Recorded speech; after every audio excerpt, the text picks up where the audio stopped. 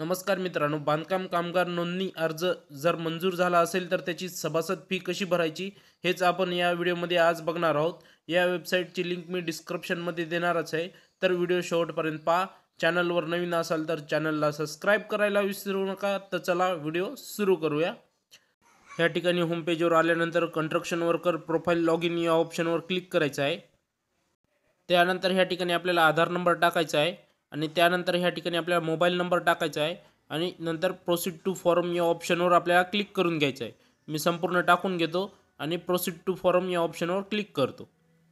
आपल्या मोबाईलवर एक OTP गेला असेल तो OTP ह्या ठिकाणी आपल्याला टाकून घ्यायचा आहे आणि व्हॅलिड OTP या ऑप्शनवर क्लिक करायचं आहे। ह्या ठिकाणी आपलं ॲप्लिकेशन स्टेटस हे एक्सेप्ट दाखवत आहे। रजिस्ट्रेशन नंबर हा आलेला नाही आहे। त्यानंतर ह्या ठिकाणी रजिस्ट्रेशन स्टेटस येणे दाखवत आहे। या ठिकाणी रजिस्ट्रेशन डेट येणे दाखवत आहे। नेक्स्ट रिन्युअल डेट सुद्धा येणे दाखवत आहे। त्यासाठी आपल्याला ₹1 पेमेंट करायची आहे। मी स्क्रोल करून घेतो। या ठिकाणी पेमेंट डिटेल या ऑप्शनवर क्लिक करायचं आहे। या ठिकाणी पेमेंट लिंक या लिंकवर आपल्याला क्लिक करायचं आहे। या ठिकाणी परत आपल्याला आधार नंबर टाकायचा आहे। परत या ठिकाणी आपल्याला मोबाईल नंबर टाकायचा आहे आणि सेंड OTP या ऑप्शनवर आपल्याला क्लिक करायचं आहे। मी सर्व काही टाकून घेतो आणि सेंड OTP या ऑप्शनवर क्लिक करतो। आपल्या मोबाईल नंबरवर एक OTP गेला असेल तो OTP ह्या ठिकाणी आपल्याला टाकून घ्यायचा आहे आणि व्हॅलिड OTP या ऑप्शनवर आपल्याला क्लिक करायचं आहे। ह्या ठिकाणी तुम्ही पेमेंट पाहू शकता।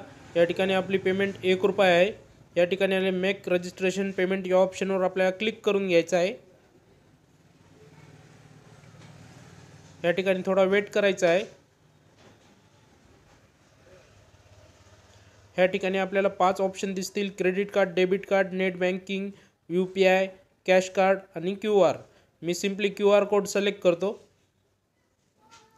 त्यानंतर ह्या ठिकाणी भीम UPI, त्यानंतर मेक पेमेंट।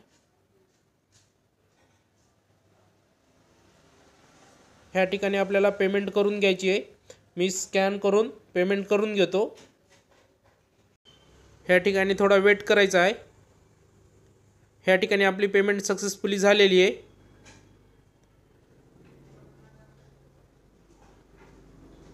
ह्या ठिकाणी आपलं कार्ड ॲक्टिव्ह झालेलं आहे। त्यानंतर आपल्याला होम पेजवर यायचं आहे आणि परत ह्या ठिकाणी construction worker profile log in या ऑप्शनवर आपल्याला क्लिक करायचं आहे। परत ह्या ठिकाणी आपल्याला आधार नंबर टाकायचा आहे, मोबाईल नंबर टाकायचा आहे आणि प्रोसीड टू फॉर्म या ऑप्शनवर क्लिक करायचं आहे।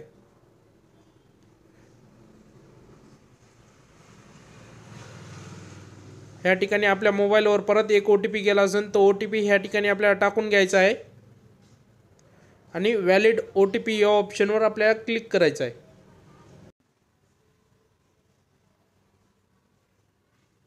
ह्या ठिकाणी तुम्ही पाहू शकता, ह्या ठिकाणी आपल्याला रजिस्ट्रेशन नंबर आलेला आहे। त्यानंतर रजिस्ट्रेशन स्टेटस हे ॲक्टिव्ह झालेलं आहे। त्यानंतर ह्या ठिकाणी रजिस्ट्रेशन डेटसुद्धा आलेली आहे आणि नेक्स्ट रिन्युअल डेटसुद्धा ह्या ठिकाणी आलेली आहे। त्यानंतर ह्या ठिकाणी आपल्याला पेमेंट पावती डाउनलोड करून घ्यायची आहे। मी स्क्रोल करून घेतो। ह्या ठिकाणी आपल्याला पेमेंट डिटेल या ऑप्शनवर आपल्याला क्लिक करून घ्यायचं आहे। त्यानंतर ह्या ठिकाणी प्रिंट कॅश रिसिप्ट या ऑप्शनवर क्लिक करायचं आहे। ह्या ठिकाणी आपली पावती जनरेट झालेली आहे। त्यानंतर ह्या ठिकाणी मी स्क्रोल करून घेतो आणि ह्या ठिकाणी मी पावती प्रिंट करून घेतो। त्यासाठी आपल्याला ह्या ठिकाणी प्रिंट रिसिप्ट या ऑप्शनवर आपल्याला क्लिक करायचं आहे आणि आपली पावती ही प्रिंट करून घ्यायची आहे।